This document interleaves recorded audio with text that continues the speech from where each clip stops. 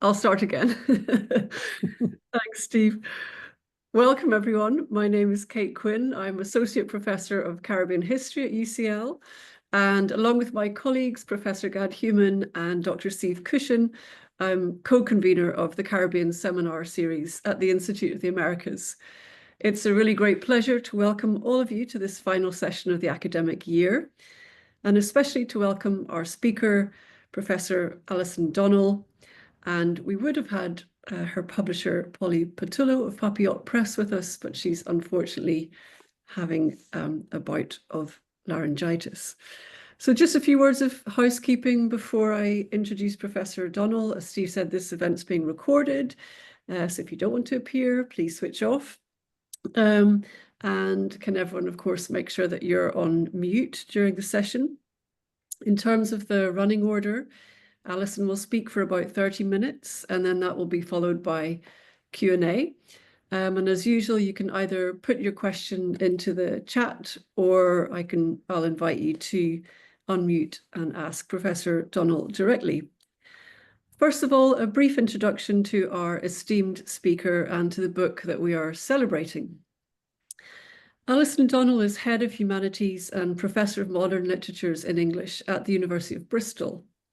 She's published very widely in the field of Caribbean literature,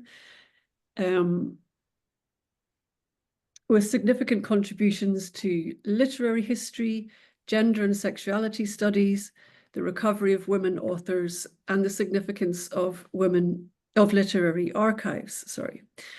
Her latest publication, which we're here to celebrate today, combines all of those themes and is the culmination of decades of research, which Alison has described as a genuine labour of love. Lost and Found, an A to Z of neglected writers of the Anglophone Caribbean, published by Papillot Press, makes a major contribution to providing a fuller picture of the Caribbean's literary history. Indeed, in its reclamation of marginalised or disregarded writers, especially women, it makes us rethink everything we thought we knew about the Caribbean literary canon. As Jamaica's poet laureate Olive Senior says in her appraisal of the book, Lost and Found challenges our most deeply held literary myth, that West Indian literature spontaneously arose mid-century when a few gifted men, justly celebrated, burst onto the metropolitan literary scene. It offers acute insight into the politics of how literary recognition might be gained or lost. Lost and Found helps to reclaim, as the publisher says, those who were in the wrong place at the wrong time, those disregarded by the establishment, those whose personal or professional lives stole their writing lives, those who were marginalized, those who wrote about the wrong things. In so doing, it helps to transform our understanding of the landscape of Caribbean literary production.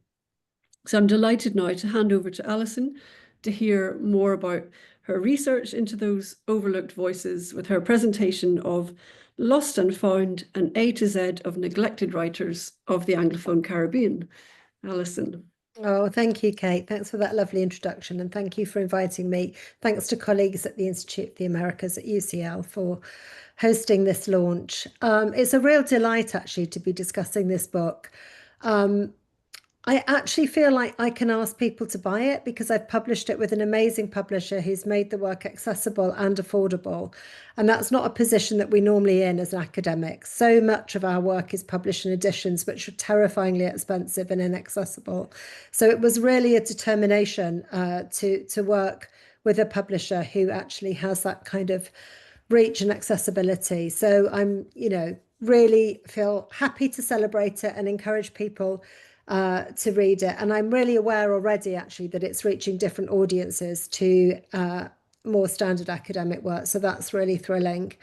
And also, I'm really pleased because I've tried in here to make visible the network and community of co-researchers that are involved in academic work. Often, I think, as academics, we're encouraged to take that scaffolding down and just show the beautiful building that's left. But I really determinedly wanted to leave that scaffolding up to show how many people I've really relied on to be able to do to bring this book into the world.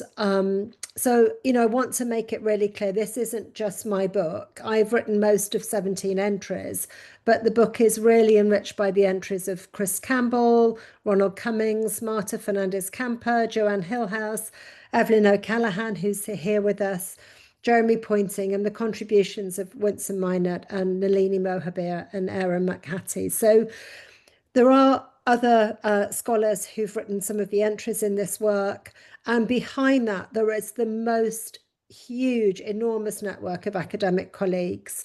I can see, there are lots of people here whose footsteps I'm kind of following in. Michaela and her work on Elliot Bliss, Sushila Nastra and all of her work, giving voice to unknown writers.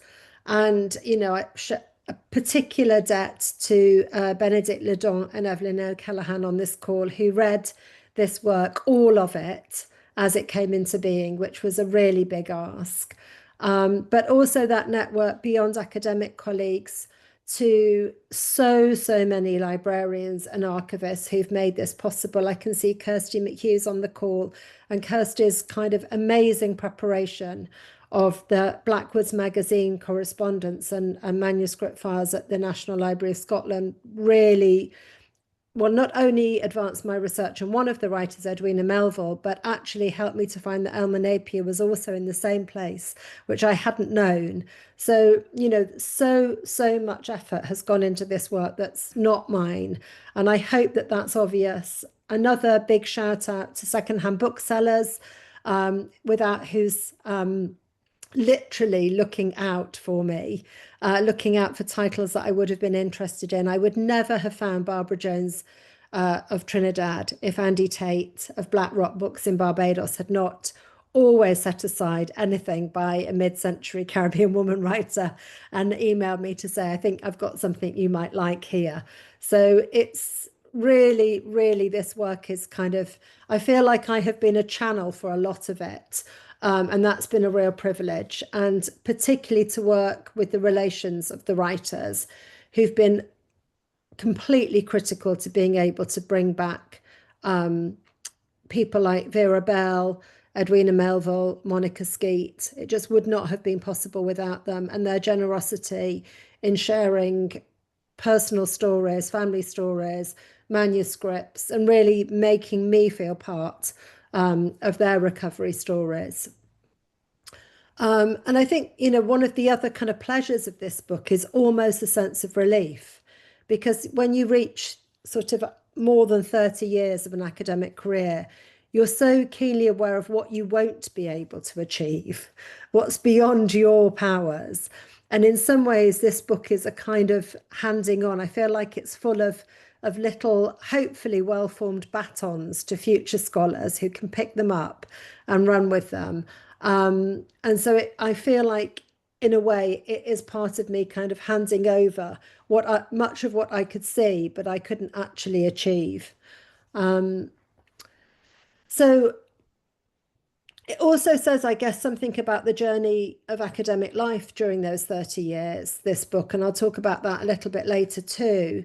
But I really recognise how enormously fortunate and privileged I was to have a lot of time when I did my PhD, not to be under a lot of pressure, to really be able to be exploratory in my research, and to have the most amazing library at the University of Warwick, which I will come on to in a minute, because I do think that the really slow research that's involved in this book, and it has taken me 30 years, is perhaps something that more early career scholars would struggle to have the confidence to do, because now it's very much, we have these career milestones, and as a head of school, I take people through these career milestones.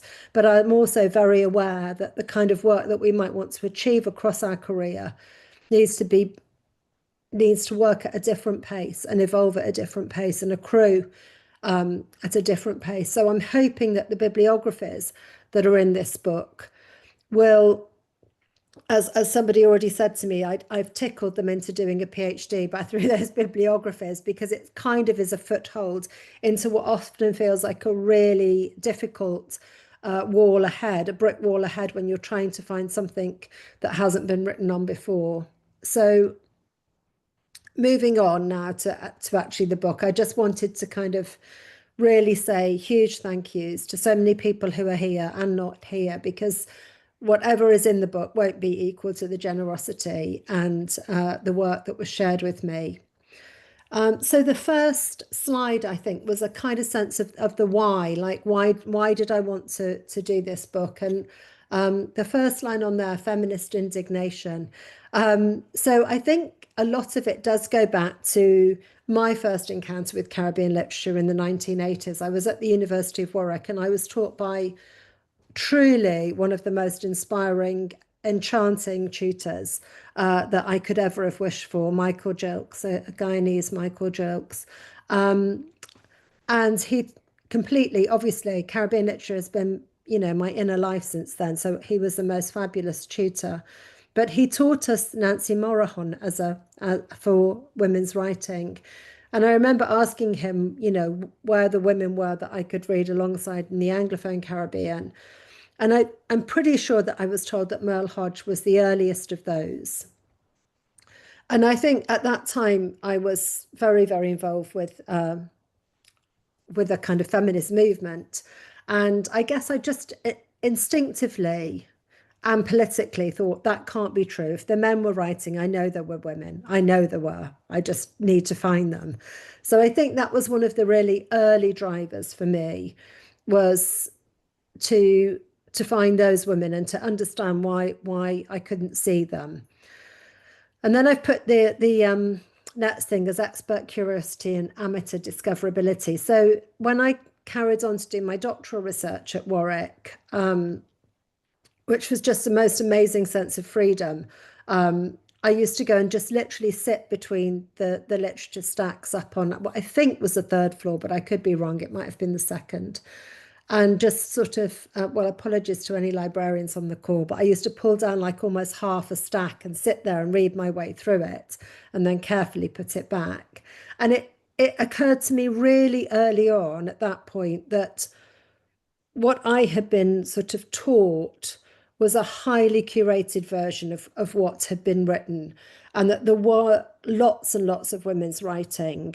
But although I could find them in sort of like stories in BIM or in little pamphlets, what I couldn't do was find out anything about them. So often, even when there were biographical notes to publications, the women writers were missing from that list. There was simply nothing about them. So I had the sense then really of all of this work that was significant, that was of value, but also was kind of not accessible to me. I couldn't put it back into the picture, into the frame that I already had. And I started just literally writing down their names in a notebook, in blue hardback notebooks, which are somewhere in the cupboard to the right of me right now still. And then as I went on through my doctoral studies and through my first early career jobs, every time I found out a little bit more, I would write a little bit more about them. And then I did actually get a loan and buy an Amstrad just before I finished my PhD. So they were on those very square floppy disks initially, and then migrated them to pen drives. And then they sit now, on my desktop. So this kind of trying to build this frame, trying to build this narrative, this picture, went on for a very, very long time. And so in a way, I did have this expert curiosity, because I did begin to build up, island wide views. I kind of knew what was known so that I could piece, what was unknown. But I'm also so grateful that I had really complete amateur discoverability. And by that, I mean that I didn't know. There were no search engines in the same way at all. We could do library searches, but there were no search engines in the same way. So I literally would browse everywhere, and just look for every clue through every, footnote and bibliography. And I do think probably now, if I was starting this project with electronic discoverability, where you're just taken to exactly what you want to find and more like that, it would be really, really hard for me to have found so much of what I didn't know, and that has been kind of critical to this project. So I think that sort of being a real amateur and just stumbling on things and then asking questions and asking librarians, is there a different finding aid for this collection? Or sometimes saying to people, and I know this is now against GDPR, but it wasn't then, saying, can you tell me who else has looked at this collection? So I could have a sense of who other researchers were and building networks that way. So that was really important to it.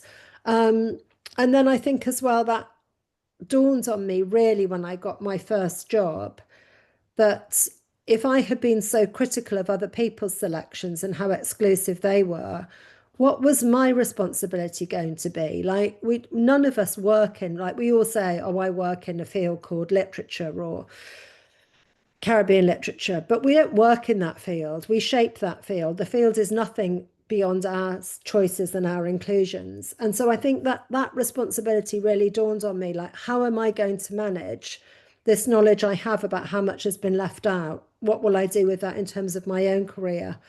And I have done various things, which I won't bore everyone with now. But I think that sort of feminist sensibility and a post-colonial training meant that I did see the recovery of these women as part of a kind of wider project of knowledge justice to return them to a story where they really belonged. And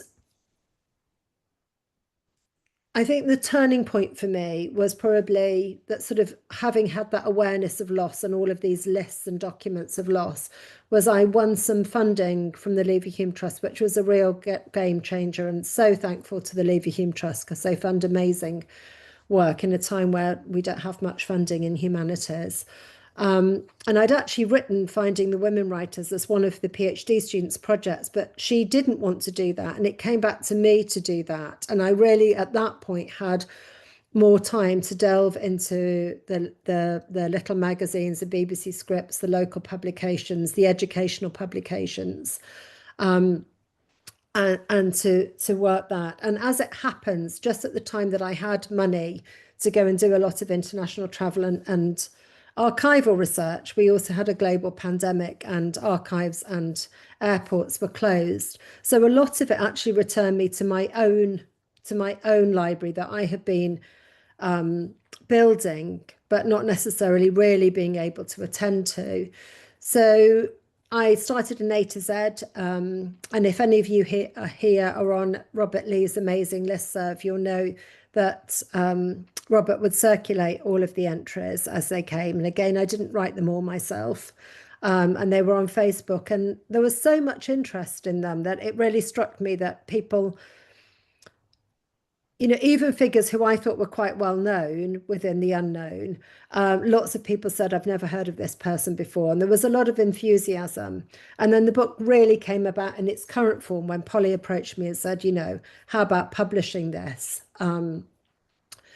So that's the why of this project. I guess the other big why that sits behind this project is, why are these writers neglected? And I guess in some senses, the neglect is really kind of specific, and I will talk about that. In some ways, it's a kind of benign neglect, with just because attention was rooted in such a concentrated way. You can see on this slide the kind of how the canon was made in almost kind of across 3 years in the mid-60s. And I talk about this in Shevchenko's Dog in the Forest, that the dog just goes in and marks one tree. That the dog doesn't know which of those trees is really significant, but every other dog that goes in after that goes to that same tree. And I think there is something of that in how we've lost and neglected so many of the writers of this mid-century period, because we had look at the writers here, like the most amazing writers, and in a sense that was enough, and people kept returning to them and building on their work and including their work, and it seemed gradually that there was nothing beyond this. So I think that that replication is really, really significant. And obviously the arrival in England of a number of male novelists, and I think the novel again is a significant genre here. Edgar Mittelholtz, Sir Roger Mace, Vic Reed, John Hearn, Andrew Solkey, and then the ones who we now recognise as the really towering figures of V.S. Naipaul, George Lamming, Wilson Harris, and Sam Salvon, that their names just become, they're anthologized over and over again, and they become this kind of stand-in for the field. Also, like another significant thing was location. So if we just go on to the next slide. Yeah, so we have here Roger Mace's idea of the Caribbean writer. And this is Mace coming to England. And it does seem like proximity to London literary networks was particularly important for entering into that circle of long-standing recognition and success. So this is sad, just before he sadly dies very young in 55. Mace describes the Caribbean writer as essentially a travelling, gambling man with a manuscript or two in his bag and a big dream of contributing to contemporary English literature. So that kind of conjunction here of migration, masculinity, and metropolitan authorship, I think has really come to define what we know as the mainstream of mid-century Caribbean literature. And it's really important because when I talk about what might these other writers that I've been trying to draw attention to through this book teach us, it is a very different version of authorship and a very different intention of audience and of success criteria, what success looks like to them. So, in fact, at this time where we've got this kind of condensation or this, of writers into these anthologies, at the same time, there are so many writers writing. So I was just going to ask Steve if he'd share the next slide, which is a table of contents. And I know that this is poor, difficult to read, but hopefully it gives you some sense of the range of writers in here. And obviously this is almost the fact of doing an A to Z shows that there's so much material that you could just pick an A to Z and you could find writers for it. And there are certainly a lot of writers who merit inclusion who aren't in here. And I can talk about the selection criteria in the questions if anyone's interested. But, there were people on the Facebook version of this, like Roy Heath, who is a really interesting example, I think, of having fallen out of vision or a view, or Harry Sonny Ladue, who now, thankfully, thanks to Chris Laird's magnificent work, has been really recovered. So, again, as I say, this is very much not a sole effort. This is part of a whole field of work bringing back writers. And some of these writers have been recovered, like Phyllis Shand Allfrey, who was very much recovered in the kind of 90s, but has sort of fallen out of view again. And so it's also trying to think about this idea of what do we need to do to care for and sustain that plurality. And some of them, well, I was very, very proud that when Kenneth Ramchan looked at the book, he said there were 3 names here that he had never heard of. So, that sense really that even, for those of us for whom this has been a kind of lifelong vocation, there are those writers who really merit attention, who have a really significant body of work, because all of the writers included here have enough for us to work on. And yet, we're out of sight. And then I was just going to say, given how consistently and confidently really the women were left out and the confidence that they didn't really exist, I just want to show a little bit of the scale of that loss. So Steve, if you could go to the next slide. Oh, these are all the women. Sorry, these are all the women in the book. So I don't know how many of them are familiar to you. Phyllis Shand Allfrey, possibly. Vera Bell, a really important Jamaican woman writer and also nation builder. Olga Comma Maynard, an important Trinidadian educator and folklore collector and writing for children. Gloria Escoffery, maybe people know her mainly as a visual artist. She's got some really beautiful writing and wrote really throughout her life, but her work was scattered. So like one poem here, one poem there. So bringing it together as a body of work is important. People Tree have published a volume of her poetry, but there's other work scattered. Eileen Hall, an Antiguan writer who Joanne Hillhouse has really done the research on. Barbara Jones, an amazing, amazing kind of Trinidadian female intellectual who was the first woman of African descent, first woman from the Caribbean to get a PhD in the US, and certainly to get a PhD in plant genetics, and was a poet working from Canada, doing some fascinating kind of installation work, including works called Rage, which the Canadian press just did not know how to handle at the time. Dorothy Lovell, who was a Barbadian storyteller who came to be a published writer because her stories were heard on Barbadian radio, and she was encouraged by Pragnell to publish them in BIM. Edwina Melville, I'll tell you a little bit about in a minute. Elma Napier, who I think probably some of you will know about. Dominican writer Evelyn has done an edition of her work and wrote the entry here. Innes Nib Sibley, who used the pseudonyms Pen Nib, which helped with the A to Z, who was a Jamaican writer, did a lot of work for children, published a lot of stuff in the Gleaner. Eula Redhead, a Grenadian woman writer who had 9 stories broadcast on the BBC Caribbean Voices programme. Not much in print, but was very much favoured by Swansea, and some really interesting work. And we do know from a letter in the Macmillan archive that she was looking to publish a collection of her stories. So she had those aspirations for authorship. Monica Skeete, who I'll tell you a little bit about. Una Marson, who some of you will know, possibly one of the better known writers in here, although more so in the UK than the US. Olga Yartov, another really interesting Trinidadian writer, writing in Trinidad as part of the Beacon Group, then migrated to the US. And Z. Edgell from Belize, who probably all of you will know Becca Lamb, but in some sense that's a form of neglect as well, where we just look at the writer through one dimension. So that gives you a really brief run through of the women, and there are many more. So I think, Steve, the next slide is maybe the one I was. So these are all the names of the women who were published in BIM, the Beacon, Kiko Ver'al, Focus, and broadcast on the BBC radio. I know something about some of them, but not much. So if anybody sees a name here and thinks, I know about that, please do get in touch with me. But this gives you a real sense of the kind of hinterland of still unknown women, active women writers who were working during this period.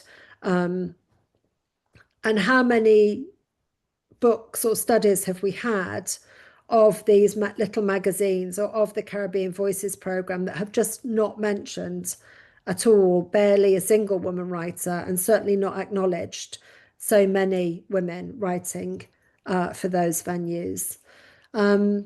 So I'm going to move on now to talk about some of the general observations around this work. So what can we see when we bring these writers back into view? Obviously, they all have really interesting, compelling stories, but what collectively might they tell us about this period of Caribbean literary history? I think they tell us a lot about this kind of very narrow sense of authorship. You know, the Roger Mace version of authorship being about writing into English literature, about the novel being the affirmed form, and about, you know, that journey from the Caribbean to be a professional writer, because so many of the writers, and not only women, were writing explicitly for where they were based. They were highly localized in terms of imagining their audiences. They were writing very much for their communities, and particularly for children, and very often for classrooms. So Vera Bell, Olga Comber-Maynard, Gloria Scoffrey, Dorothy Lovell, Edwina Melville, Eula Redhead, Monica Skeete, Innes Sibley, all of those writers were writing in that vein, and they were not like the sort of canonical group seeking metropolitan recognition, and they were not really doing it for commercial gain. It wasn't to be paid to be a professional author. It was very much about putting writings in to make Caribbean children see that their lives were lives of literary lives as well, to bridge that between literature and Caribbean subjects. So they were really committed teachers and community workers. And that wasn't only women. So, you know, Claude Thompson and W.G. Ogilvie, two Jamaican male writers of this period, who I hope there are people out there who are really going to take up and do more work on those writers, because they absolutely deserve it. Really committed to Jamaican audiences, writing plays, organising competitions, really fostering a local literary culture. So I think that sense of authorship and sense of audience, which go together, are really crucial. And again, that sense of reward, that for them, the success of their writing was not necessarily accolades, you know, reviews in the Times, etc. It was about, sorry, just looking at Evelyn's comment in the chat there, distracted. It was about building a kind of literary fabric and a literacy, a literary literacy of the Caribbean world where they were. And this did make them very vulnerable to neglect, because they were often publishing in venues like small presses associated with newspapers, or even sort of pamphlet style work, or often broadcasting on radio. So they were actually heard but never printed. And that obviously has made it easier for them to slip from the record. I think another important observation really is that there seems to be a kind of bifurcation at this point, and it's something to do with publishing as well.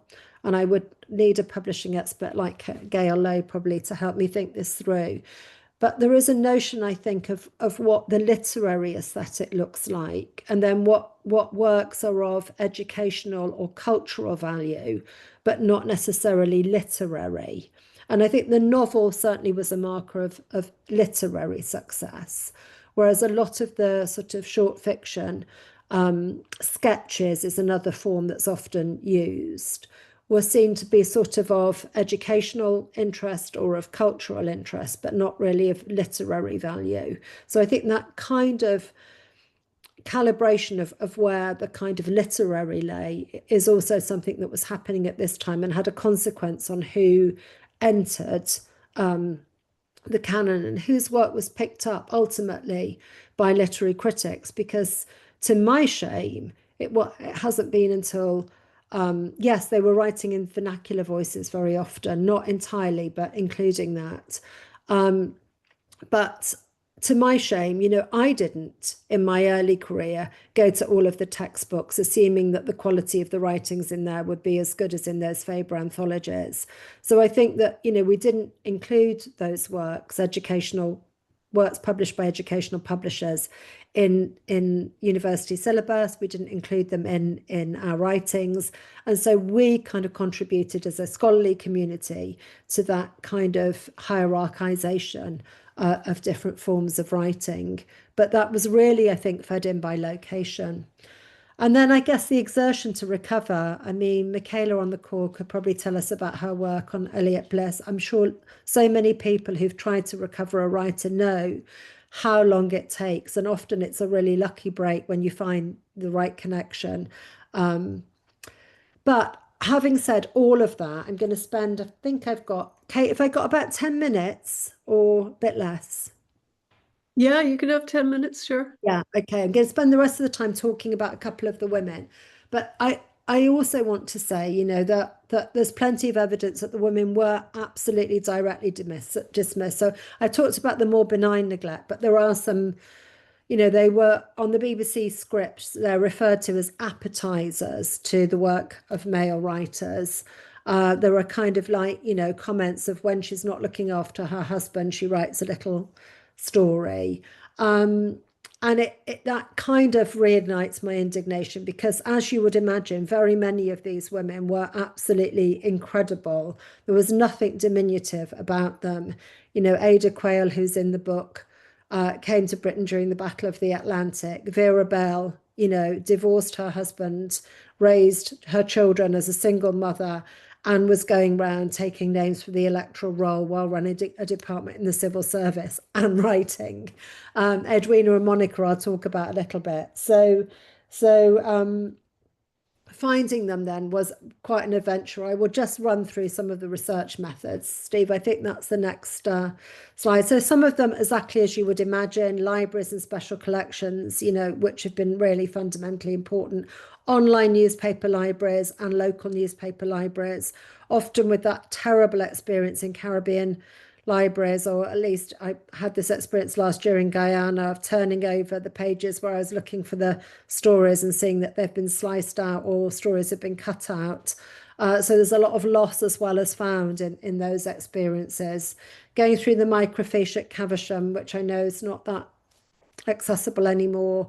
Putting newspaper adverts in and adverts on television for these writers. If anybody's looking for anybody, I would really recommend that. I had a lot of success, a lot of finds by doing that. Even encounters with people who would open their wallet and pull out the advert, which was rather lovely. And then really establishing those professional networks, very long time. You know, someone like Lorraine Nero, who works at the Elmer Jordan Library at St Augustine. You know, I've worked with Lorraine for decades, and having that professional network of being able to sense test things has been invaluable. Secondhand booksellers, again, if people are looking, that's a really important network for you. Fieldwork detective style, which I can talk about a bit more if people are interested. I think not being frightened to share your research. I think for anybody on this call who's starting out, academics are kind of encouraged to be a little bit protective or selfish. I think the opposite is really true. The more you share, the more you find out and you know. So I think ventilate your research. I found Edwina Melville's family by writing a poor Wikipedia entry that they fortunately corrected. So I think no, I didn't use that library actually. And then family papers and private archives. So really, you know, a lot of different sources to build up a kind of picture of this, and the involvement of the families has been huge. So I'm just going to give you a little insight, if I have time, into two writers, but if not, to talk about Edwina Melville. If anybody who knows me knows I am absolutely kind of obsessed with Edwina Melville. I think she's just the most special writer, and I feel terribly sad that her archive is characterized by huge loss. But I first heard her name when I actually met Henry Swansea, the producer of the Caribbean Voices programme, when I was researching my PhD. And I asked him to tell me about any of the women writers he thought were particularly special. And he thought that I should follow up on Edwina. And when I got the funding from the Leverhulme and went back to my letters and then to the BBC archives, I found that she had 4 pieces broadcast on the BBC between 1953 and 1955. And when I read those scripts, I was absolutely bowled over. Her writing is just so beautiful, so sensitive to the environment, so compassionate, so inclusive. She's really an incredible writer. Also switching between Standard English, Wapisha and Creole. She's really, and I was just so sort of astounded. How had I never seen her in print? How didn't I know about her? And I now know so much more about her, that she was a Guyanese writer, journalist and politician. She was born Edwina Gordon in Myconey, educated at Bishop's High School in Georgetown. She worked as a journalist on the Chronicle, and then she moved to Letham, which is right up, you can see here, right up on the Brazilian border in 1950, where she married Charles Melville, and she had 5 children of her own and raised many more before she died in 1993.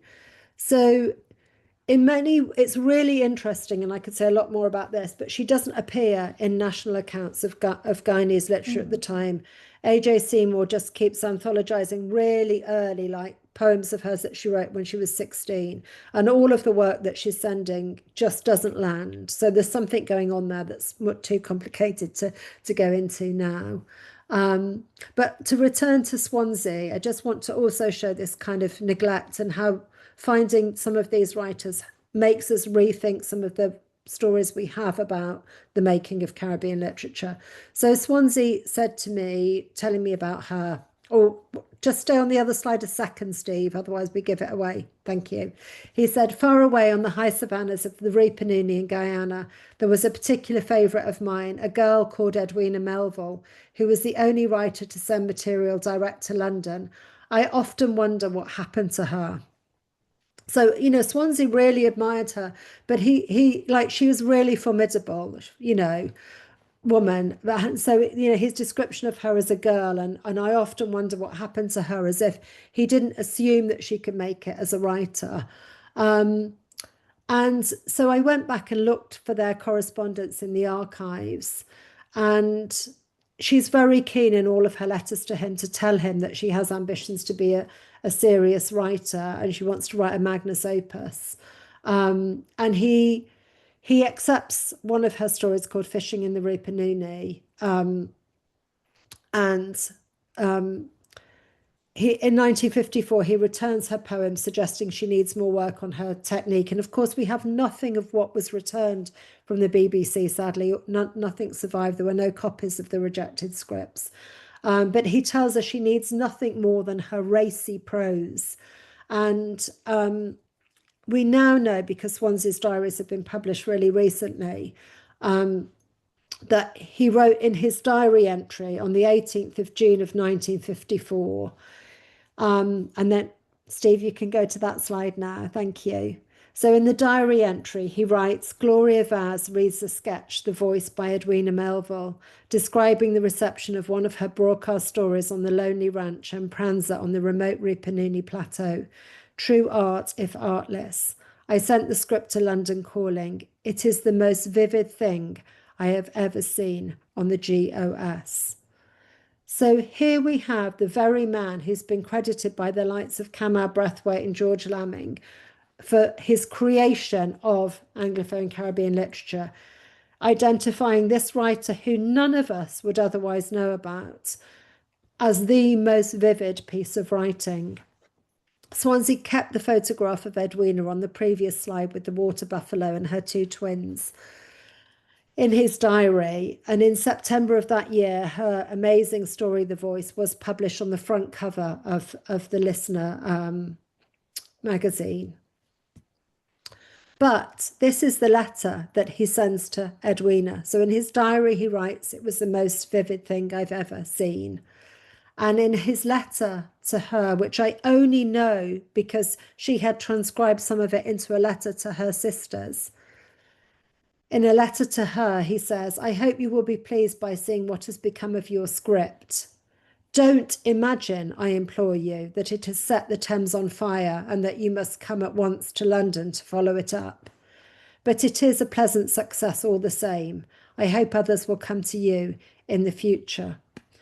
So, you know, while it was an important gesture of support and recognition, it's of a very different order to finding agents, which is what Swansea did for some of the male writers. And there is this just horribly kind of gendered assumption going on in there, you know, that made me really want to scream. Fortunately, you know, he advises her to publish her work in some of the women's papers, like The Queen and Good Housekeeping. He says, whom he believes would be interested in your daily life as a woman in a remote place. Fortunately, she didn't take his advice, and she had a really much more interesting story as a writer, but you'll have to buy the book to find out what that is. And then I'm just very, very quickly going to refer to one other writer, so Monica Skeete. So Skeete is in, oh, sorry, this is me doing the work to find Edwina. So this is working with Edwina's daughter, Tondele, in Ann Arbor on the private family archive. All these amazing letters and work she did. And then there's a picture there of Tondi reading The Voice to the family. we were able to spend time together in the Repanini, and for them to because they hadn't seen the radio manuscripts of their mother's work before, so it was very special.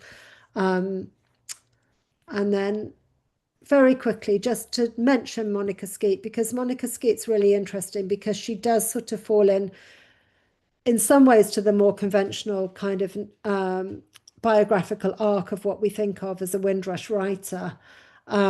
She began publishing poems and short fiction in BIM, living in Barbados, but she spent time in England during the 50s and 60s while studying for her degree at the University of London. And I was certainly told when I first started asking about these writers that the women didn't come over to do their education. So she kind of dismisses that myth. And she worked as a teacher for 30 years at Queen's College, Barbados. Amazing kind of educational career, and the very many of her pupils who still cherish the memory of her as a history teacher from that time. But she had a collection of poetry published in 1978 called Time Out with Nelson's, an educational collection, which really shows a really impressive range of short stories. And again, you know, the thing I was going to say about her is Ware Swansea, who we think of always as being this promoter and this somebody who facilitates careers, kind of slices Edwina out of the picture by saying, like, just don't think you've set the Thames on fire here, love. One of the unfortunate things that happens to Monica Skeete is that Kamau Brathwaite refers to her, one of her poems, in his foundational article, The African Presence in Caribbean Literature. Steve, if you just go to the next slide. But she is the only writer in that article that he doesn't name in the piece. He footnotes it. So she kind of just, again, she's kind of made invisible. And the picture there are of the archives at Queen's College, Barbados, who fortunately the principal granted Myrna Martineau, who has been my really, really active co-researcher on this, who was Monica Skeete's niece and the most amazing researcher. And, you know, we were able to see that in all of the school's documents, all of the speech days, all of the sort of staff meetings, there was never any mention of her having this collection published or of her as a writer. And she had these very separate lives, working in kind of elite Queen's College and writing these amazing stories, you know, one of which actually says what the address is of the Family Planning Centre. So she's writing kind of about and for a very, very different population to her kind of professional life. So that's probably about all I have time to say, really. You know, the last slide is what are we going to do to make sure we don't sleepwalk back into that narrow version? And a lot of that is down to all of us as a collective here, really, to think about, you know, including these other writers in our work, in our anthologies, you know, bring them back into mention as being part of a literary landscape and rethink, you know, where we look for writers, that kind of politics of publishing, the kinds of publishers that we see as valid, and the versions of authorship that we validate.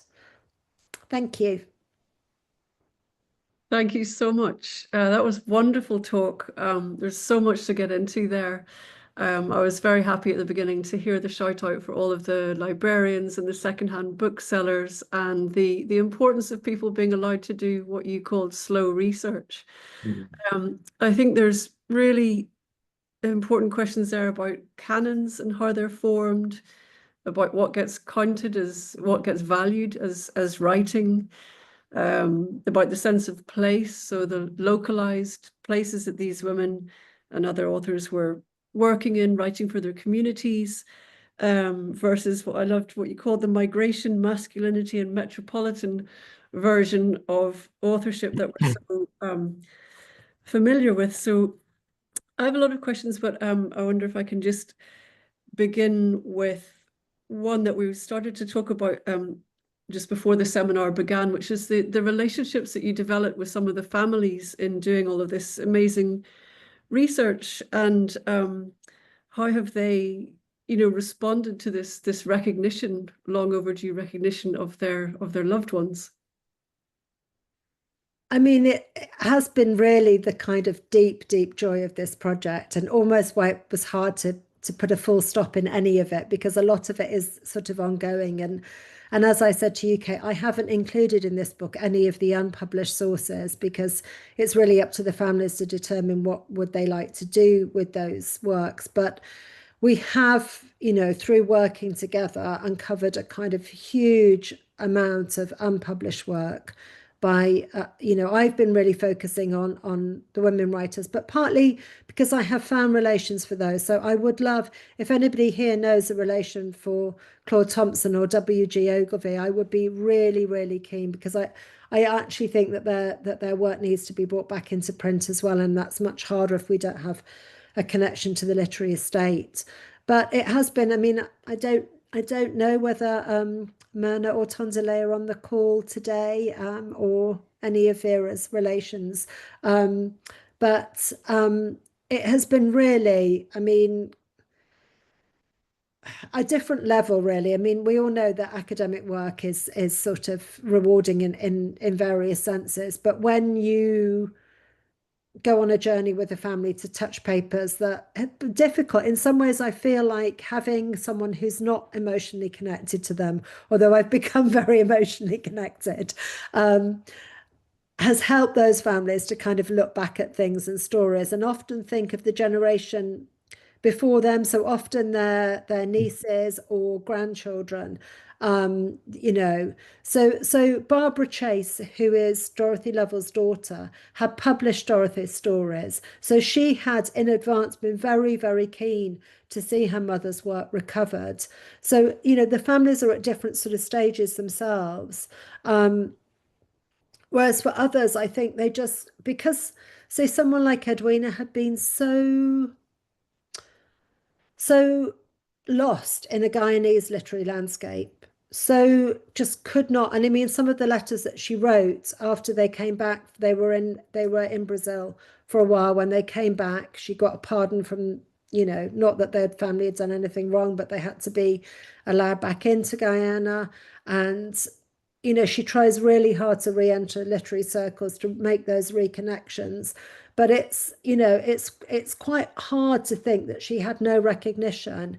And yet here's Swansea saying the most vivid thing. And then to spoil the story, Commander Blackwood, she's winning second prize in Blackwood's literary competition. So she's getting all of this metropolitan recognition whilst being in this community, writing this local newspaper, writing people's stories and putting them in their own names, which is the kind of ethics of her writing, which is so striking. She's just remarkable. But I think for her family, they kind of felt like she couldn't be seen. Who would see her? Um, and yet, she's just fabulous, and she deserves volumes and volumes. So it's awakened the biographer in me. So if anyone out there is doing that work, that's what I feel they need, because their lives were so extraordinary. Well, I would love to see that. I mean, I was so excited to hear about her. I've actually stayed on a ranch near the Melville ranch in the Rupununi, so I can just kind of visualize that just how remote the world was that she was living in while she was writing these, sending this work off to London. I'm going to open it up to the floor. So as I said, you can ask your questions in the chat or use the raise hand function and unmute. Let me just check. I know that a couple of people have said that they have to go. Let me just see if there's questions already in the chat. Yeah, it's Gad. I'd like to ask something, but don't see where the device is, if I may. Yes, please. Yeah, Alison, that was great. Kate asked the question that I was really my significant question as well, because this relationship that you described in answer to your question earlier on was really interesting. But I did want to ask you also about something you did mention, the selection criteria for your book, which I think is something worth expanding. And parenthetically, in that list of people that you mentioned, there's one, of course, that some people will also know, who's not really a Caribbean writer, but she's on your list, who's Mary Alice Lowenthal. So her name is there, and I could certainly tell you about her, but not a Caribbean writer. but yes, I think the selection criteria for, I mean, this was a great talk, and I could see that this could go on and on happily. So I'm in a way sorry we limited time, but would be interesting to hear about the nature of the criteria for that. I think for me, because part of this is sort of trying to expand the territory for future research, I wanted to find writers who I thought there was sufficient kind of bibliography for that someone could say, I'd like to do a PhD on Caribbean mid-century. I don't want to do, just Naipaul or Lambing again. And that there would be enough material that I had found for that to be viable for them. So that became a kind of cutoff. And my own list of people whose names I still have a few things written under, but not enough, and also I think, so in a way, I'm hoping that some of the so that there will be a call out. So some of the writers like Ogilvie and Thompson, I mean Thompson, I cannot believe, I can't say now how many pages of bibliography there are for Thompson, but just pages. And right, 1, 2, 3. There are like 3 of these whole pages, and they're tiny, tiny print. So there's such an extent of work that in some senses I was hoping that somebody who looks at the book or hears about the book will have a connection, and that some of the writers who I know very little about biographically, so I know really very little about him biographically, but there's so much work that I thought it was worth including him, because hopefully it will open up a biographical journey. So sometimes the balance is not quite there. I don't know a lot about Eula Redhead, the Grenadian writer. When I went to Grenada and I had Antonia MacDonald as my co-researcher, and everywhere we went initially, I'd say, I'm here to research Eula Redhead, and people would say, no, you mean Willie. I'd say, no, actually, I mean Eula. And then they were like, no, she didn't write. I was like, well, she did. And it was really, so it was quite hard. So not every entry is kind of equal balance of biography and literary analysis, but I'm hoping that there's enough of either side in there that people will come forward and sort of supplement. But I mean, there were lots that if we hadn't chosen the A to Z formula, that we could have included differently. And obviously I've cheated a little bit with that as well, as people noticed, but Hey, yeah, thank you. That's great. Thanks. There's some questions in the chat. One from Michaela Calderao, who says, how can we have all of these writers' books reprinted, and how can we also have their unpublished manuscripts published, which you've already begun to address the latter part of that question. So I think so I'm in discussions with Jeremy Pointing of People Tree Press, and actually I'm really hoping that we'll have an edition of Monica Skeete's work out next year, and then we'll continue. I mean, my aim is to bring out some of the women writers who I know enough. Like I'd like to do a collection of Edwina Melville's writings. So she was also a member of Parliament. She read in the Equal Rights Bill. So for her, it would be quite a different collection. There are quite a lot of speeches that are important, as well as her creative writing. But for Vera Bell, there's a lot of interesting that possibly some of that might be correspondence. But yeah, so it's also though about, not, I guess, one of the big questions for the families of where do these papers belong? And one of the challenges that we have that we know is that some of the repositories sitting in the region that might be the best choice in terms of fit or intended audience for the writer may not be the right choice. So it's often not kind of an easy decision for families. And also, for me, they have become very intimate objects, but they're also research objects.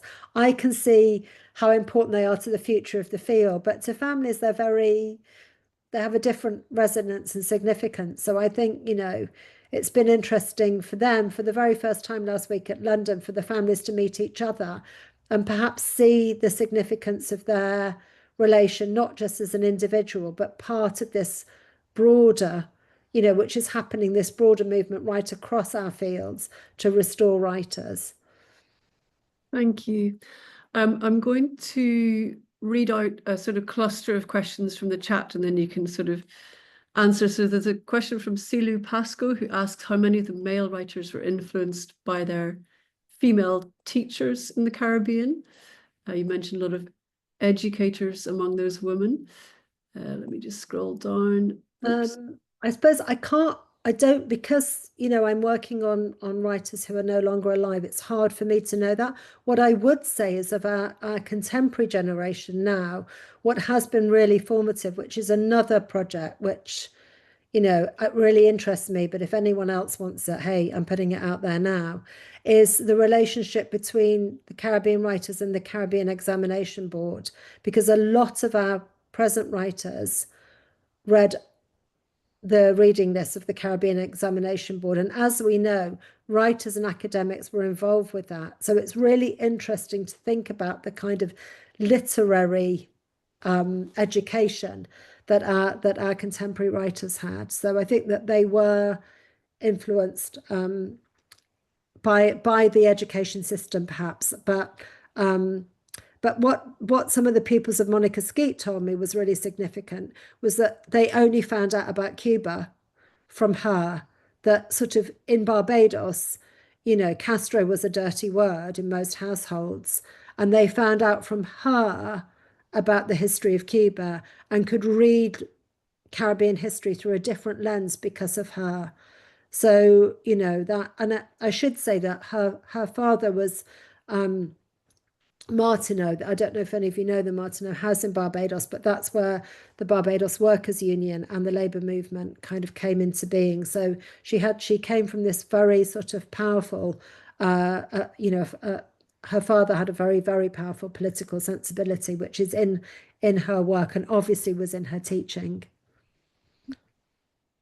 There's a question from the same questioner, actually. Did Una Morrison, who preceded Swansea, do much to promote female writers from the Caribbean?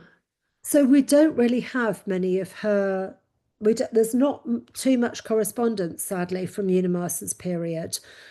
James Proctor has done most of the research on her career in the BBC, more looking at her kind of professional status and than the networks. But there was I'm just going to forget her name now, which is absolutely terrible. There was a woman, I'm going to find it in a minute. There was a woman who worked, Gladys Lindo. So there was a woman who worked as alongside, so she was Swansea's counterpart in Jamaica. And one of the PhD students on the Leverhulme project I had did her PhD on Gladys Lindo, and she actually made a Radio 3 program about her for the essay. So that would be worth looking at if you're interested in that. And Gladys definitely did try and promote the women writers. And actually, Edwina says in her letter that Gladys had told her she was only the second writer to have her work put forward for the BBC magazine. So I think she had a keenness around that. From Janelle. Hi, Janelle, who asked, Janelle Rodriguez, who asked, do we know where the correspondence or collections of Pioneer Press are? Are they at the National Library of Jamaica? If I turn my screen that way, Janelle, you might be able to see a collection of the Pioneer Press that I've been collecting for a long time. So and that's another one of my lists, because every one of those books has a different list of other titles in it. So I'd be very happy to talk to you about anything that I've got. And probably Peter, who's answered in the chat, has the other missing ones. So probably between us, we could reconcile that for you. I think then there's questions about the accessibility of your book. So whether there's digital or e-copies, copies available in the Caribbean, for example, at Blackrock Books, and I think I hope so. I will talk to Andy about it, especially if there's a call out here for copies. We can tell him that there was a shout out for them. Polly, I know you're not feeling very well. I don't know if you want to type in the chat regional bookshops where the book will be available. She's really, I think we finished her off last week. Yeah, I think Polly didn't make it tonight. She was still. I saw her earlier in the. maybe popped in and out then. Yeah, maybe she came in now, she's gone. But yeah, there should be definitely in bookshops. So yeah, well, if anyone has a particular query about how to get one, just email me, which is really easy. I'll put my email in the chat and I can follow up for you. Yeah, we can send you the chat after the talk. We'll download it and send it to you. There's, let me see, an offer of help for the book to be introduced to schools and local libraries. That I would love that. That's absolutely. Mr. John, that sounds wonderful. Lots of thanks and praise in the chat. I wonder if I could slip in another question that I have, which is what, if anything, did you, we've heard about kind of Swansea and Arthur Seymour and so on. I wondered, what did you find out about the relationships, but if there were any, between some of the kind of towering male figures like the Selvons, the Lamings, the Walcotts, and so on, and some of these lesser known writers? Did they, were any of them kind of moving in any of the same circles, or did, migration mean that they weren't coming into contact? And what about the relationship of the neglected writers, as it were, with each other? Yeah, so one of the interesting things is that they didn't, like, we can now reconstruct that because often they're broadcast on, say, the same episode, but there was very, very little recognition. Obviously, the little group of Dominican women writers kind of knew each other, as we know. But aside from that, really, really very little recognition. Now, Vera Bell, I think that there are letters between her and Andrew Solkey, which I'm yet to see. But so I think that's significant. And I always intuited that Solkey would be the one man who would have been interested in and supportive of the women. So Samuel Selvon, the Ada Quayle, that was a fabulous pseudonym, but her real name was Kathleen Robinson. She published a novel called The Mistress in 1957 with McGibbon and Gee, who were Selvon's publishers, and Selvon reviewed that novel. So, and in the review, there's a kind of intimation that he knows her, that she's known. So she was really hiding in plain sight. She was there in London in that period. So that's interesting, but it's very, very hard to reconstruct those networks. A lot of them, obviously, Edwina is very much out on her own. Monica Skeete, we don't think that there was any connection. She was actually Grenadian, but lived in Barbados nearly all her life. But although the family is connected with Eula Redhead, they didn't know each other, the writers. So most of them actually, particularly because most of the writers working in the Caribbean, that wasn't their professional identity. They were teacher or something else, and then they were writing. So I think the visibility to each other was really not there. And it's really struck me, having published this book, how many contemporary women writers, I mean, the endorsements are nearly all from contemporary women writers. It's meant so much to them because they were sort of told that there was nobody behind them. It was just the men behind them. And so it's been a big deal for the women to say, the same feminist indignation I had. Of course we were there. Of course they were there. There they are, But the networks, the infrastructures in the region, as we know, were much more fragile. So it was much more difficult. Thank you. I think we have some offers of PDFs from Janelle, and Polly, who is here, says there's an ebook to come. The book is just out, so watch this space in terms of where it's going to be available in bookshops in the Caribbean. Paper-based in Trinidad, for example, one such place that it's going to be sold in. So are there any more questions from the floor? I have a question, actually. Go ahead. Yeah. Hello, I'm not presentable. This is what I'm working on. Come on, Janelle, go on. But do you, Alison, hello, by the way, and thank you very much. Hello. Do you know anything else about Ethel Rivera? Is it Rivera or Rivera? I don't know how to say that out loud. But I came across her, for my PhD research, and I think she migrated to the United States. with a child, and then she sort of falls out. She sort of falls out of my view. But do you have anything else on her? No, I haven't. I mean, she's included, isn't she, in some of the Pioneer Press? Yeah. Yeah. Okay. So, but no, I don't. I can go back and have a little look at my notes, check if I've got anything. Of course, I'll do that. Yeah. But now you're asking me, no, but obviously I think she's really worth following up on. Yeah, I've been sort of on and off looking as well, but Yeah. not dedicatedly, but I'll keep looking as well. Thank you. There's a question from Steve. I was just going to say that if Polly tells me when the ebook is available, I will keep a record of everyone who's registered for this whatever, and I will then circulate it. So we'll, as soon as it's available, I'll make sure that you know. Gosh, fabulous. There we go. You're definitely not the Swansea figure, just knocking us off at our knees, are you, Steve? Quite the opposite. Thank you. Well, I mean, that was just such a fabulous seminar. I can't wait to read the book from cover to cover. I really appreciate everyone coming this evening and all of the questions that have been asked. And you know, you can just see how much future research this is going to spark off and already is doing so.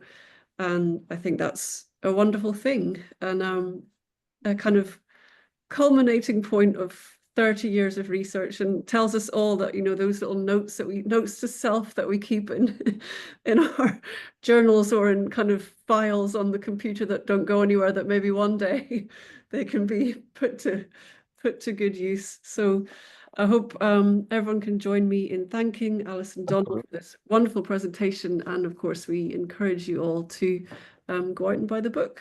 Yeah, great, thanks. Thank you so much. If anybody, launch is coming up in Georgetown, Guyana, and in Glasgow. So if anybody wants to come in person, and if anyone has specific questions, because I can see some in the chat are really specific for your own research, if you think I can help, please do email me at my email address, and I'll see what I can do to add to that.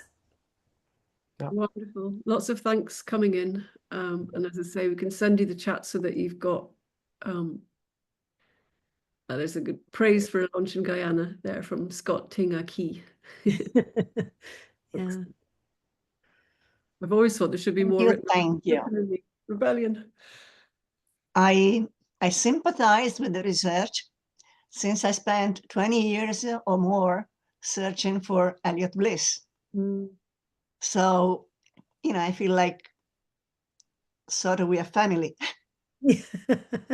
Yeah, there's a strong solidarity of all of us who've done this kind of work, really. Yeah. And I think, you know, it really is. I mean, it's such a collective effort, isn't it? Like, you know, we bring them back either one by one or two by two, but reaching out and including each other's is really important, I think. And there's a last one from Deborah Providence, just very quickly, if you can. Hi, thank you. Congratulations once again, Alison. Thank you, Deborah. I just wanted to hear from you if you encountered any works that looked at the speculative or the fantastic over the course of your research, because there's a way in which those stories sort of get discarded again, further discarded. So I was just wondering if you encountered anything along those lines. I'll have to think about it, but there is. So what I sort of think, Deborah, is because, you know, Swansea had such a strong prescription for the Caribbean Voices programme about wanting the kind of, well, he wanted writers to kind of auto-exoticize, didn't he, to really build up the kind of local differences. And so certainly Eula Redhead, one of her radio scripts, is kind of, I feel that she was quite playful with him in that regard. She got him to take a lot of stories, but often there was a kind of very rational ending to her stories. But there is one where there's a coffin maker who's making this kind of coffin and then in the end it turns out to be for him. That's quite kind of a little bit in that vein, but I'll have to think about it. I think more I do feel that quite a lot of them are quite playful in that regard, like the others are imagining that there's all of this kind of obeah or, duppy stuff going on, and then actually the story kind of debunks them in the end. And I've always wondered if that was their way of kind of almost playing with Swansea a little bit and his expectations. There's Thank you. lots of connections being made in the chat, and we have a bookstagrammer in the audience, so that's good. That's going to go. Oh wow, A lot of that would people, be amazing. Akila White is our resident bookstagrammer. More messages coming in. So once again, just to wrap up, thank everyone for coming this evening, or the whatever time of day it is with you as you're beaming in internationally to hear this fantastic seminar. And do keep an eye out on the website of the Institute of the Americas UCL events page for next academic year's Caribbean seminar series. We have more wonderful events to come starting in the autumn.